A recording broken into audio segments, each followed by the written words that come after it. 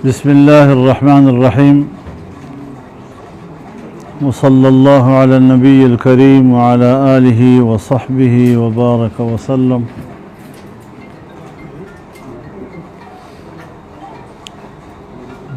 Professor Sajid میر صاحب رحمہ اللہ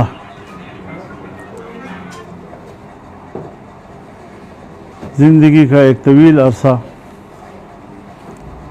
رفاقت رہی اور وفات سے چند روز پہلے میں نے ان کو فون کیا. مجھے پتہ چلا تھا کہ ان کا کمر میں کوئی تکلیف تھی اور آپریشن ہوا ہے. تو بڑی بے تکلفی کے ساتھ انہوں نے باتیں کی، ہنسے، کھلکھلائے، حال احوال دیا اور کہا کہ بس رفتہ رفتہ ٹھیک ہو رہا ہوں، اللہ خیر کرے گا انشاءاللہ. لیکن چند روز بعد جب یہ خبر نظر سے گزری بظاہر اس وقت اوسان خطا ہو گئے کہ یہ کیا ہو گیا جی. لیکن اللہ تعالیٰ کا فیصلہ ہے، موت و حیات اسی کے ہاتھ میں ہے. جب وہ چاہے دنیا میں لے آئے اور جب وہ چاہے دنیا کے دن پورے کر کے اپنے ہاں بلا لے، یہ اسی کی مرضی ہے. تو سب نے جانا ہے اور بڑے لوگ بہرحال اپنی بڑائی ساتھ لے کر چلے جاتے ہیں. ہمارے پاس ان کا نصب العین، ان کا مشن، ان کا نظریہ رہ جاتا ہے اور جس کو آگے بڑھانے کی ذمہ داری زندوں پہ آ جاتی ہے، ان کے پیروکاروں پہ آ جاتی ہے، ان کے رفقا پہ آ جاتی ہے. تو زندگی بھر وہ جو مقصد لیے ہوئے تھے اور جس کے لیے وہ دن رات ایک کیے ہوئے تھے، اللہ ہمیں توفیق دے کہ ہم اس نصب العین کو آگے بڑھائیں، اس مشن کو ہم آگے بڑھائیں. یعنی مجھے بارہا اس کا مشاہدہ ہوا کہ پارلیمنٹ میں ان کا سیاسی وابستگی کچھ بھی ہو، لیکن جب کوئی دینی مسئلہ سامنے آتا تو ڈٹ کر کھڑے ہو جاتے اور اس کی پرواہ نہیں کرتے تھے کہ میری تو کسی سے کوئی سیاسی اتحاد ہے یا میرے کوئی وابستگی ہے یا وہ کچھ محسوس کریں گے، بلکہ کوئی پرواہ کیے بغیر وہ حق کے ساتھ کھڑے ہو جاتے تھے. اللہ تعالیٰ ان کے درجات کو بلند فرمائے، ان کو جنت الفردوس میں اعلیٰ مقام نصیب فرمائے. اعمال صالحہ کو اللہ تعالیٰ میزان حسنات میں ڈالے. اور انسان ہیں، ہم سب انسان ہیں، وہ بھی ہماری طرح کے ایک انسان تھے.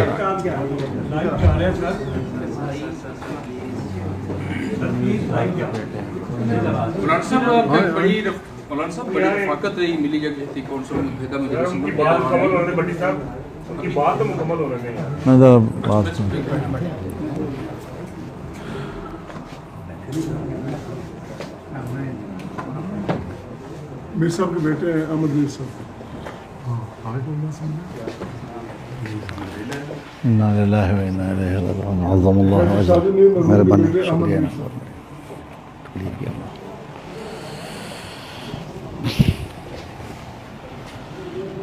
تو بہرحال وہ ایک نظریاتی انسان تھے اور پارلیمنٹ میں بھی اسی کا اس نے لحاظ رکھا، ہر مرحلے پہ لحاظ رکھا. ہم اس کے گواہ ہیں. تو اب وہ ہم سے چلے گئے ہیں، اللہ کے حضور میں ہیں.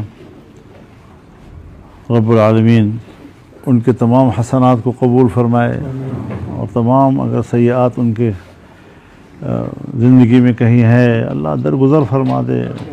اللہ کو سارے گناہ معاف کرنے میں کوئی کمی، کوئی پوچھنے والا ہی نہیں اس کو.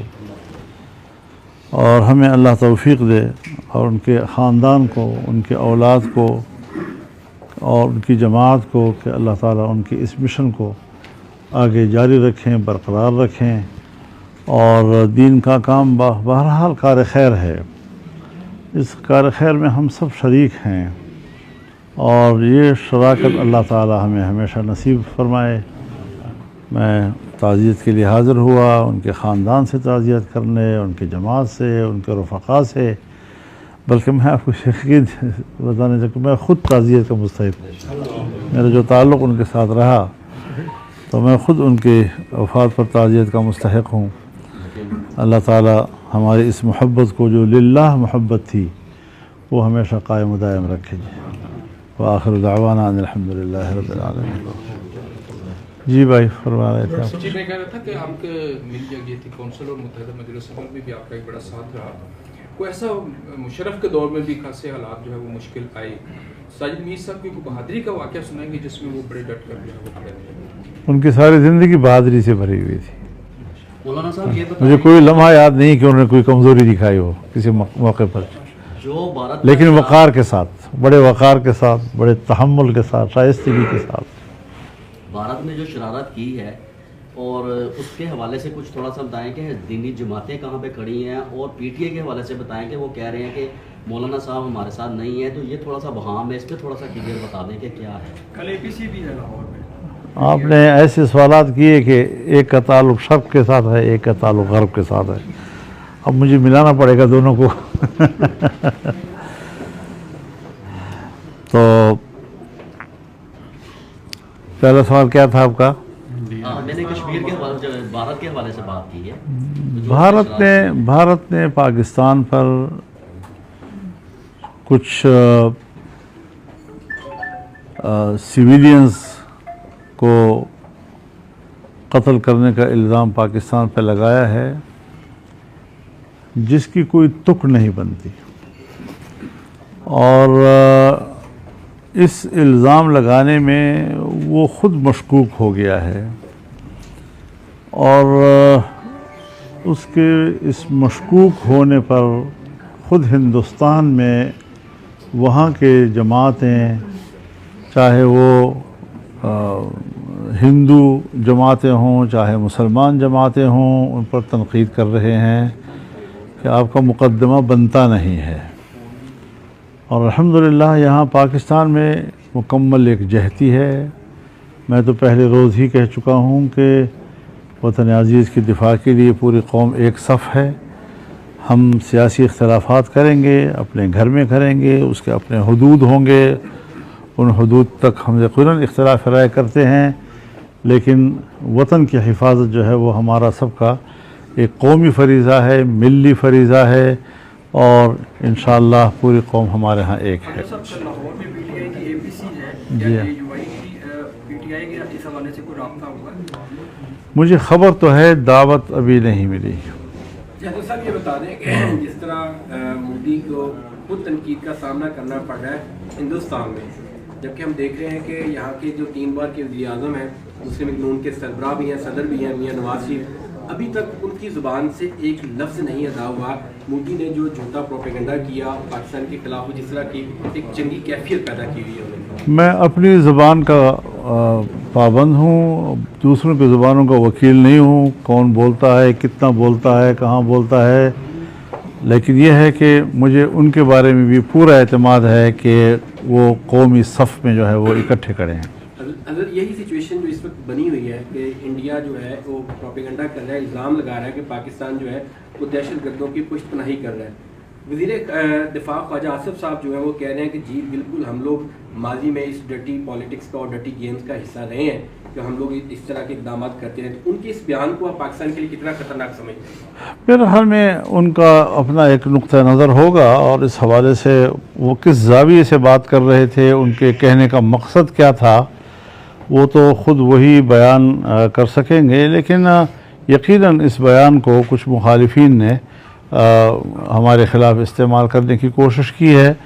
ہمیں ہر بات کہنی چاہیے، بڑے احتیاط کے ساتھ کہنی چاہیے، اور اگر کوئی چیز حقیقت ہے یا کچھ حقائق ہم سامنے لانے چاہتے ہیں تو حقائق کے لیے بھی موقع و محل چاہیے، حکمت کے ساتھ چاہیے، بے ہنگم ایسی بات کر دینا کہ جس سے ان حالات میں مشکلات پیدا ہوں، تو میں نہیں سمجھتا کہ انہوں نے کوئی بری نیت سے بات کی ہوگی، لیکن بہرحال اس کا اپنا ایک زاویہ نظر ہے، اور اس میں ضرور کچھ سوالات اٹھے ہیں جو نہیں اٹھنے چاہیے تھے۔ دینی مدارس کے حوالے سے لاہور میں بھی آپ نے مینار پاکستان میں کہا کہ حکومت کو بھی باور کروایا کہ جو فیصلہ ہو اس پر عمل کیا جائے، تو وہ معاملات کہاں تک پہنچے ہیں؟ اور دوسرا آپ نے یہ بھی کہا ہوا ہے کہ یہ 47 کی حکومت ہے، تو اس حوالے سے کچھ بتائیں کہ لوگوں کو ریلیف نہیں ملا، تو یہ حکومت کہاں تک چلے گی، کب تک لوگوں کو ریلیف دے گی؟ آپ تو عوام کے لیے بھی کافی تھے۔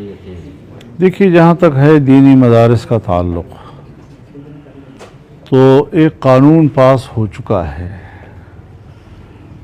پھر اس میں ایک ترمیم کی ضرورت پڑی جس پر کہ اتحاد تنظیمات مدارس نے اتفاق کیا، پھر اس حوالے سے ایک آرڈیننس آیا۔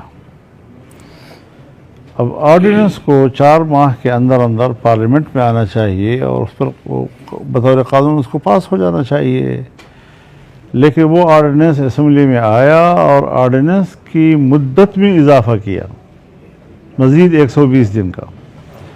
تو یہ سب چیزیں بدنیتی ہی پر مبنی ہیں، معاملات کو لٹکانا، الجھانا، اور دینی مدارس کا یہ حال ہے اس وقت کہ ہمارا اپنا ایک شیڈول ہوتا ہے، ہمارے شوال میں داخلے شروع ہو جاتے ہیں، شوال کے آخر میں اسباق شروع ہو جاتے ہیں یا ذیقات کے اوائل میں، لیکن اس سال تو اتنا رش ہے دینی مدارس کے اوپر کہ انہوں نے وقت سے پہلے داخلے بند کر دیے۔ تو وہ جو عوام میں اور عام آدمی میں قرآن و سنت کے علوم کے حصول کا ایک شوق ہے، وہ تو اس حد تک آگے بڑھ گیا ہے کہ اب مدرسے جو ہے وہ طلباء کے متحمل نہیں ہو رہے جی۔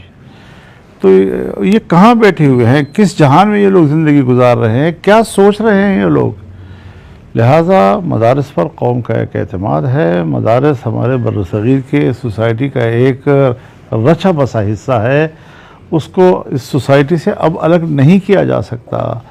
ٹھیک ہے، آپ لوگ کچھ کریں مغرب کو خوش رکھنے کے لیے کہ ہم یہ کچھ کر رہے ہیں تو ہم یہ کر رہے ہیں، تو کہیں FATF کے کوئی شرائط آتے ہیں، کہیں IMF کے آتے ہیں، ان کو مطمئن کرنے کے لیے یہ لوگ تھوڑا بڑا لگے رہتے ہیں، لیکن پوری دنیا کفر اور اس کی پیروی میں اگر کوئی مسلمان حکومت اس معاملے میں ٹال مٹول کرتی ہے تو اس کا ہم پر کوئی اثر نہیں پڑ رہا۔ دینی علوم کے سلسلے ٹھیک ٹھاک جاری ہیں اور بڑے اعتماد کے ساتھ ملک کے اندر دینی علوم کا سلسلہ رواں دواں ہے۔ بہت شکریہ، مہربانی جی۔ الحمدللہ والصلاۃ والسلام علی رسول اللہ۔ اس میں کوئی شک نہیں کہ پروفیسر ساجد میر صاحب امت کا ایک عظیم سرمایہ تھے، مرکزی جمعیت اہل حدیث کے امیر تھے، لیکن وہ تمام دینی اور سیاسی جماعتوں کا مشترکہ سرمایہ تھے۔ اور جس طرح مولانا صاحب نے فرمایا کہ میں آیت و افسوس اور تعزیت کرنے کے لیے ہوں، لیکن میں تو حقدار ہوں اس کا کہ مجھے تعزیت کی جائے، بالکل صحیح فرمایا حضرت نے۔ مولانا صاحب کا بیٹا اسد محمود صاحب بھی، اسد فضل رحمان صاحب بھی وہاں تشریف لائے جنازے میں، مولانا عبدالغفور حیدری صاحب بھی تشریف لائے، اور اسی طرح باقی دینی اور سیاسی جماعتوں کے مرکزی قائدین تشریف لائے۔ اس دن مولانا صاحب ڈیرہ اسماعیل خان میں تھے، تشریف نہیں لا سکے۔ اور اس کے بعد یہ افسوس کا سلسلہ، وفود کا سلسلہ آنے کا جاری رہا۔ الحمدللہ سعودی سفیر بھی تشریف لائے، رابطہ عالم اسلامی کے نمائندے بھی تشریف لائے، جماعت اسلامی کا امیر بھی آئے، اور باقی تمام دینی اور سیاسی جماعتوں کے جو قائدین ہیں وہ تشریف لا رہے ہیں۔ بڑا حوصلہ ملا ہمیں، اور غم میں ظاہر ہے کمی آتی ہے دوستوں کے آنے سے، لیکن حقیقی بات یہ ہے، دل کی بات، کہ سب آئے، ان کا آنا سر آنکھوں پہ، ان کے آنے سے ہمارے غم میں تخفیف ہوئی۔ مولانا صاحب آئے، اس طرح لگا جیسے ہمارا کوئی بڑا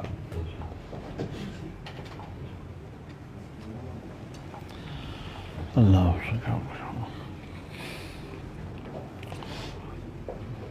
تو انشاءاللہ ہم مولانا صاحب کو بھی یقین دلاتے ہیں اور قوم کو بھی یقین دلاتے ہیں کہ انشاءاللہ امیر محترم پروفیسر ساجد میر رحمۃ اللہ علیہ کے مشن کو آگے لے کر چلیں گے. حضرت ہم انشاءاللہ آپ کے ساتھ ہیں جس طرح پروفیسر صاحب آپ کے ساتھ تھے, اور انشاءاللہ کتاب و سنت کا جو مشن انہوں نے اٹھایا تھا, جو جھنڈا بلند کیا تھا دین اسلام کا, اتحاد کا, وحدت کا, اتفاق کا, اس جھنڈے کو میری جماعت انشاءاللہ ساری انشاءاللہ لے کر اللہ مدد فرمائے گا, اللہ مدد فرمائے گا. جی اللہ یرحمنا, اللہ یرحمہ ویرحمنا. اللہم صلی علی سیدنا محمد. الحمد للہ رب العالمین والصلاة والسلام علی خیر خلقہ محمد. اللہم اغفر لنا ولإخواننا